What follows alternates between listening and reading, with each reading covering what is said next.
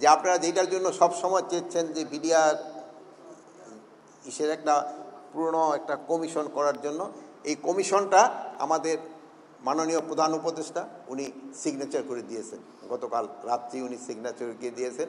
এবং এই আমাদের এই কমিটির সদস্য সংখ্যা হবে হলো 7 জন। এবং আমাদের এইখানকার এক মহাপরিচালক ছিলেন ALM ফজলুর রহমান স্যারে হচ্ছেন এটার double million offer Walton fridge কিনে পেতে পারেন 20 লক্ষ টাকা, রয়েছে কোটি কোটি টাকার নিশ্চিত উপহার। সভাপতি এবং এর সাথে আমাদের সামরিক বাহিনী আরও 2 জন সদস্য থাকবেন। একজন আমাদের ইসে থেকে